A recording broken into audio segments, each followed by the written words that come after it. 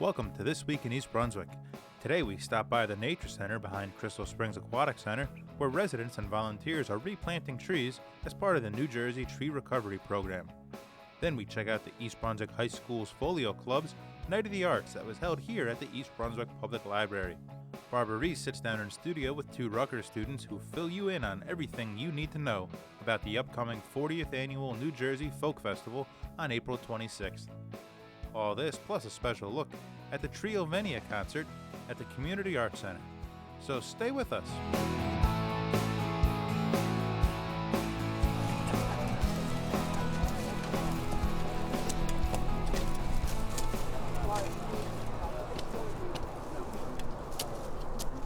This is Vivian Leung reporting for This Week in East Brunswick, and we're here at the Nature Center where East Brunswick residents are participating in the New Jersey Tree Recovery Program, replanting communities damaged by Superstorm Sandy.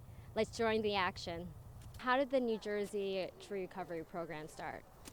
Well, the program here, the first that we knew of it was when we got notification in our packets, and the Parks and Recreation Facility also, the director got notification. The New Jersey State Forestry Service had contacted us. We have a relationship with them through our tree crew that we run through our department.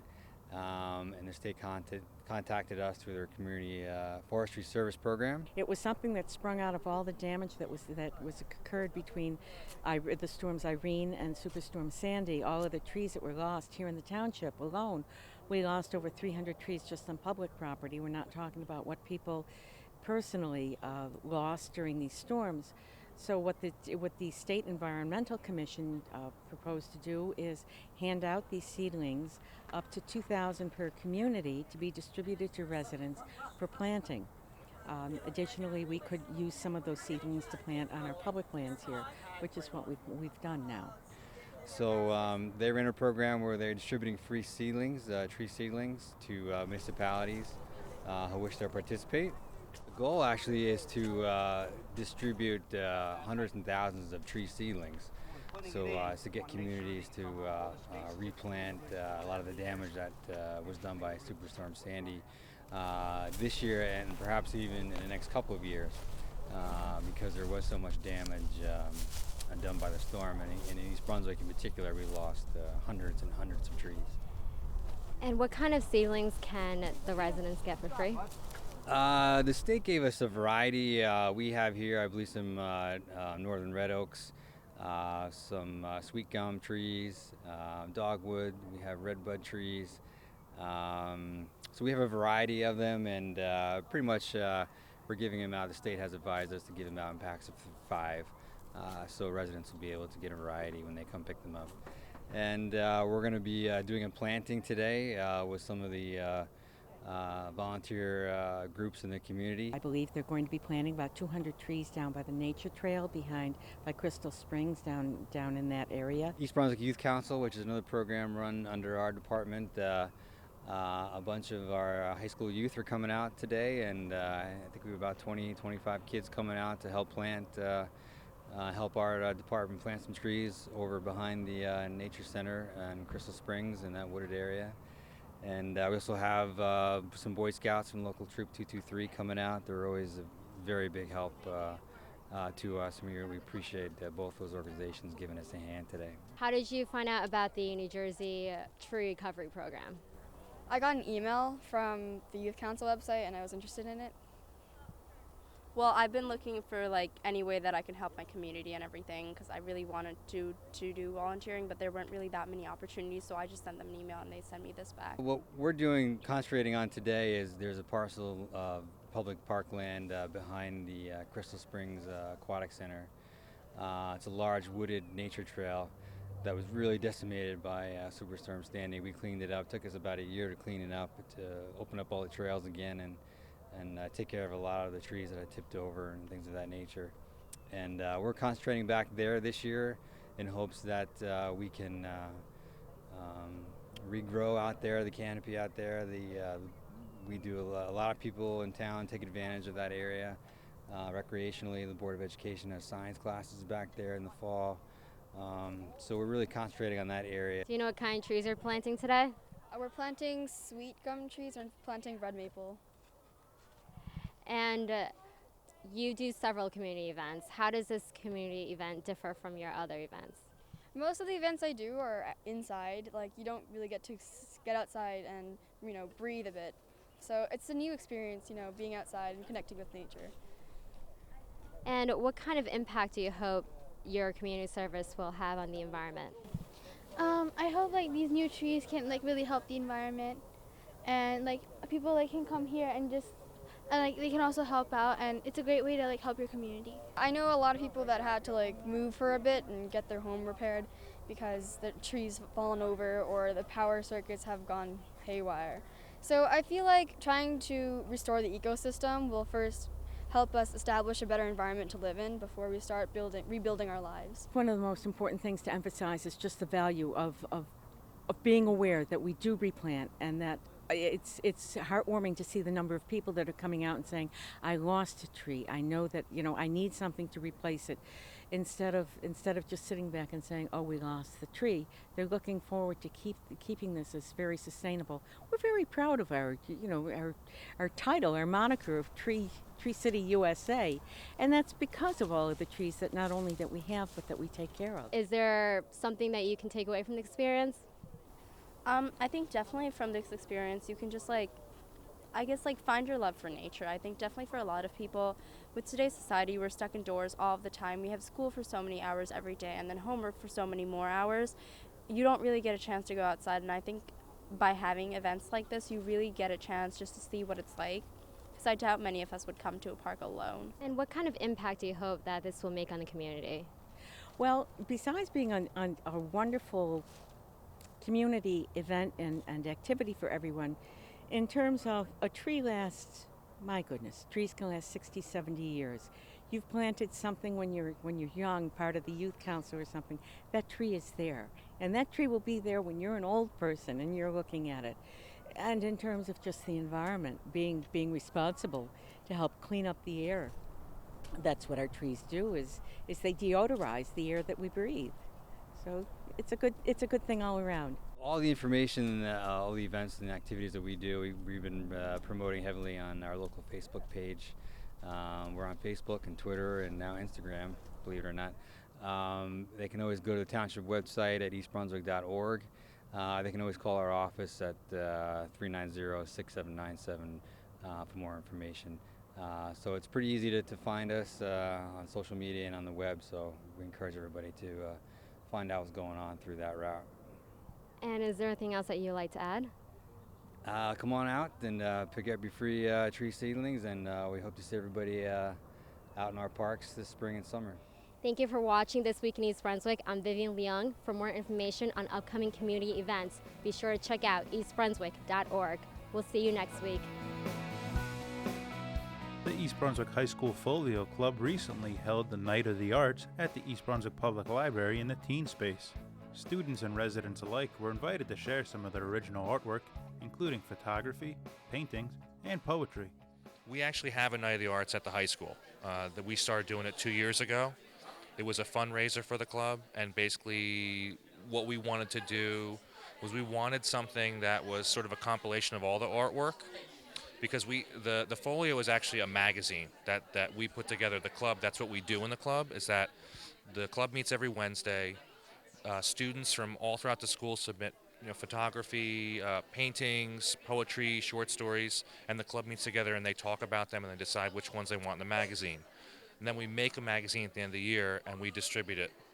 It's mostly students reading poetry, displaying their artwork. We try to get everyone involved.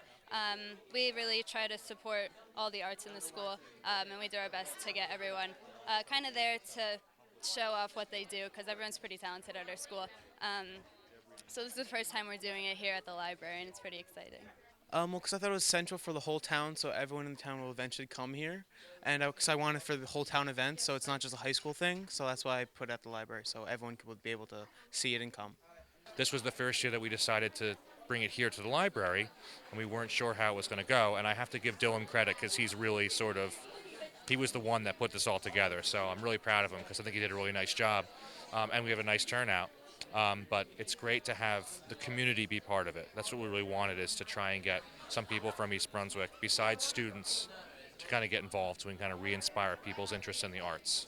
The library is a great location for this because we've got lots of books of poetry and we're all about literature and art here.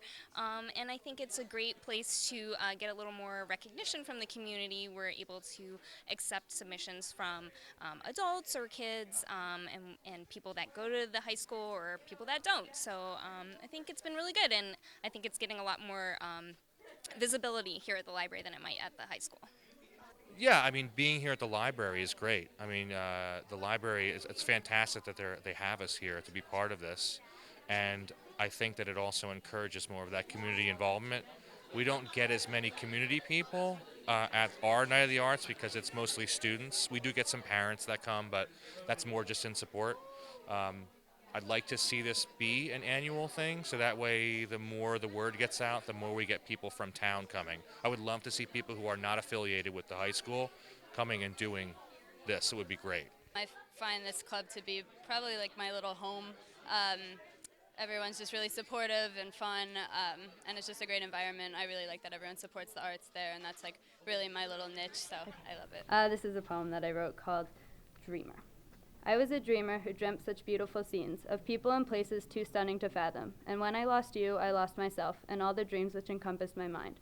I was a dreamer who saw perfection when perfection wasn't present, who saw lovely when lovely wasn't there. I was a dreamer who saw gold still glittering when lights fell dim and love still dancing as heartbreak ran in. I was a dreamer, but now this feels so quiet to me, like I've lost my voice or the will to speak, because I was a dreamer who dreamt such beautiful scenes until you went and let me down. So with all the planning that had been done and all the work that goes into planning the Night of the Arts, how do you feel that it's finally here? I was very nervous when I got here, but now I'm more at ease because there's so many people and they all seem into it. Like there's not that stray person who just wants the food. So I'm very happy that people are actually into it and reading. And so people who didn't actually plan on reading, actually during one of our breaks, actually found books and actually read poems. So that was really nice. I'm always amazed and surprised at how much talent there is at the school.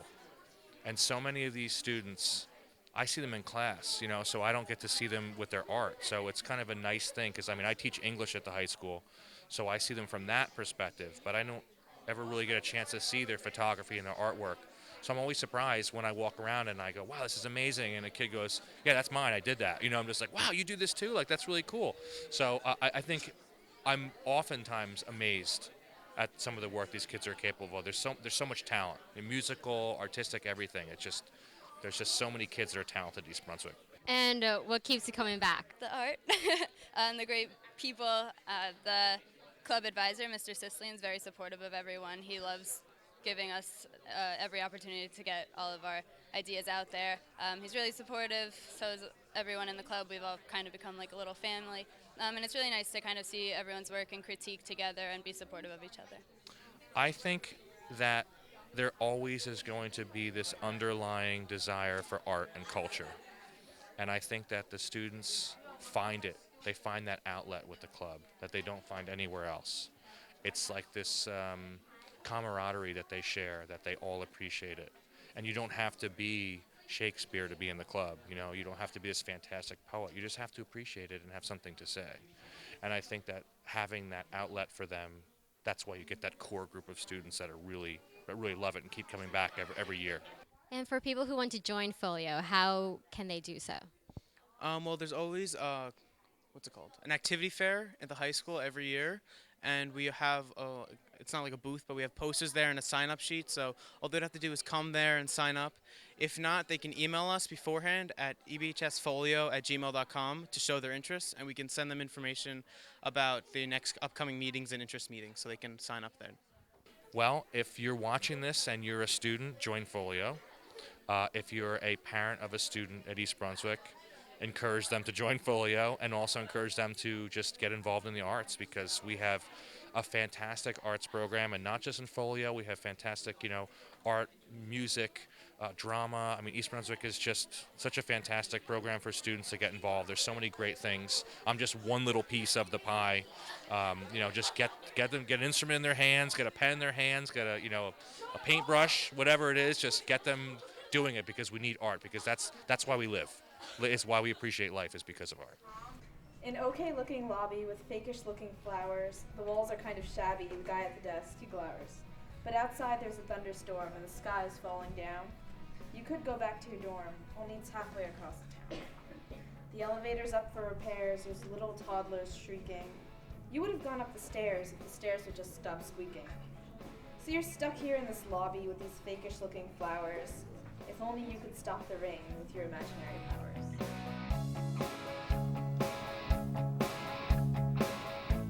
This is Barbara Reese reporting for This Week in East Brunswick, and we're very fortunate to be here today with two students who are helping make a very exciting program happen here in New Brunswick this spring. Welcome, Patrick, and we also have Alex with us today from the Folk Festival. Patrick Gore is our food vendor coordinator, and Alex DiGiacomo is our media coordinator. Welcome. Thank you for having us. Good morning.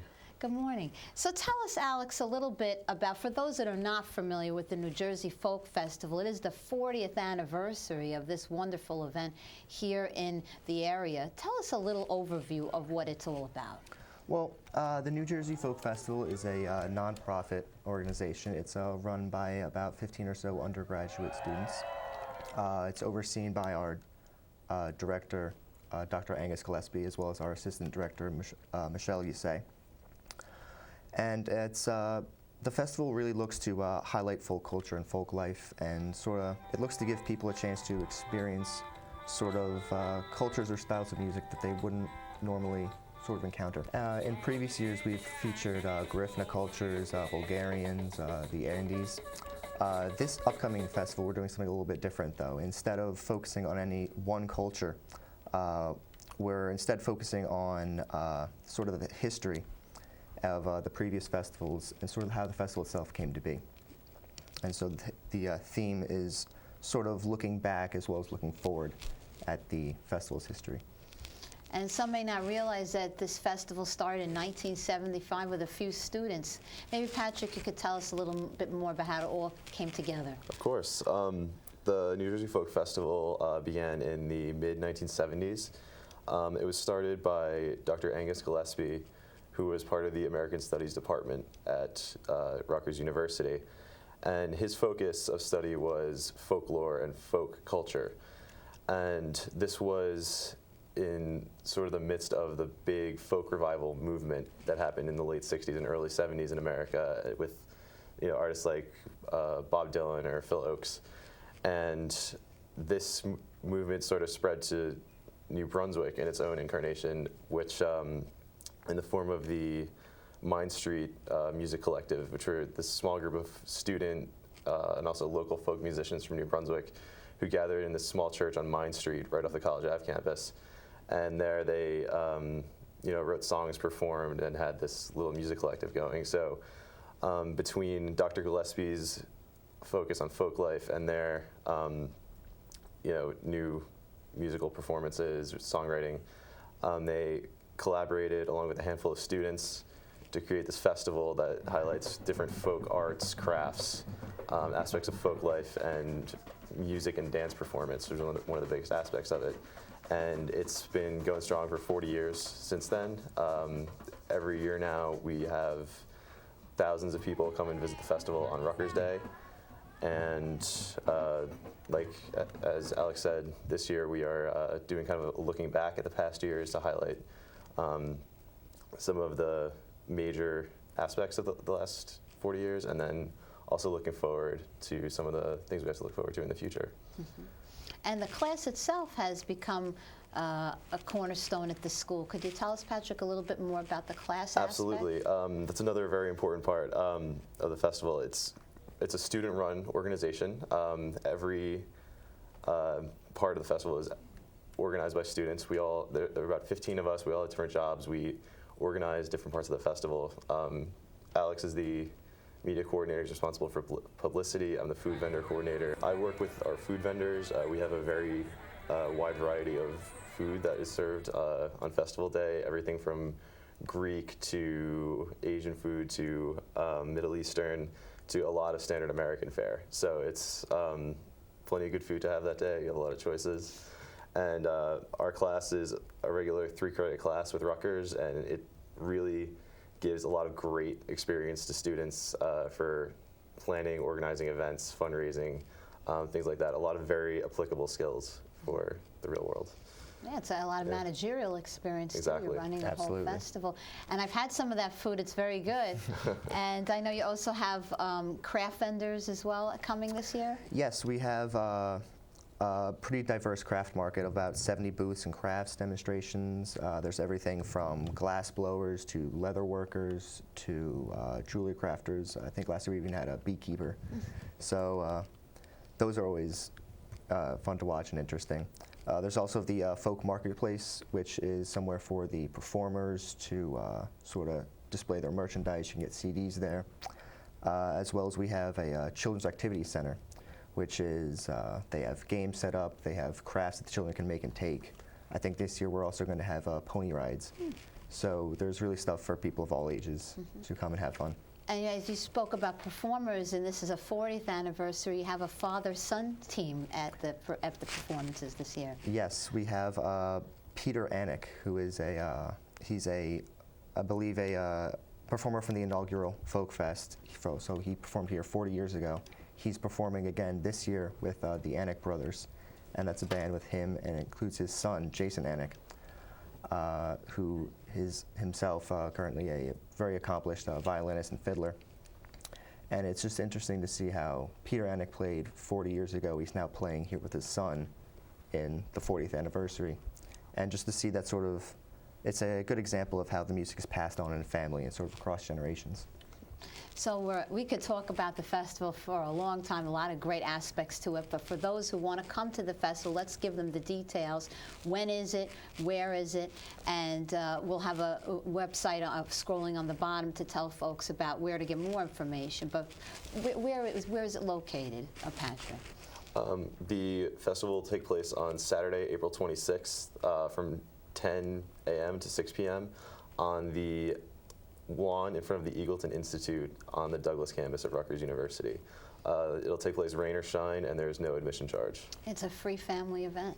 Exactly. Absolutely. Amazing. And for those have never gone before, parking, any advice on how to come? Should they come on mass transit? Should they come by car? What do you suggest for them? Well, mass transit's always easier, but there is parking available, but as with most things, come early, it'll be easier. There'll be Rutgers Day buses running from College Ave and the other Rutgers campuses. That's great. Well, thank you so much for your time. It sounds like a really exciting event. I look forward to being there. Thank you. Thank you. This is Barbara Reese reporting for This Week in East Brunswick. Thank you for joining us. Thanks to the East Brunswick Arts Commission, residents enjoyed yet another fabulous concert featuring the beautiful music of Trio Venia. Thank you so much, first of all, for having us, East Brunswick Arts Commission, and we feel very honored to be here.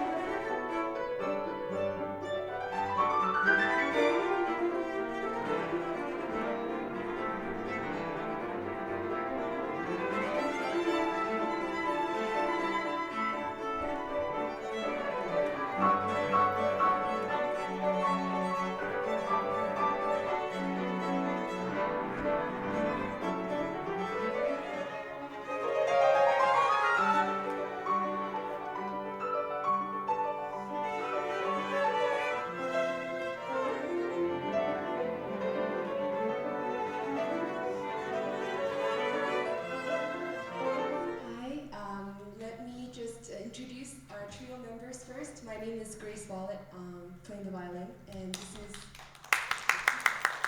this is Eugene Park on the cello, and Will Park on the piano.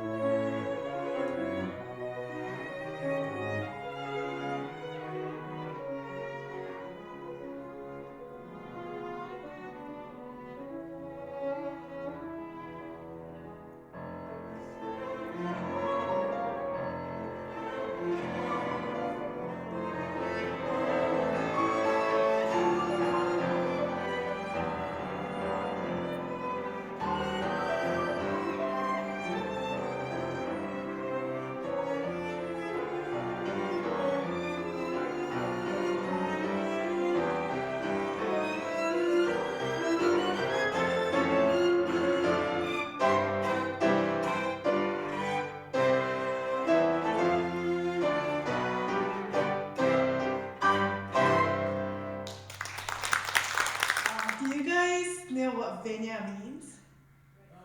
Yes, Grace. I heard Grace. So yeah, that's what we mean, and we hope to see you in the future once again. And thank you so much for being with us. Without you, this concert wouldn't exist. So thank you so much for being a great audience today, and thank you so much for allowing us to share this moment with you.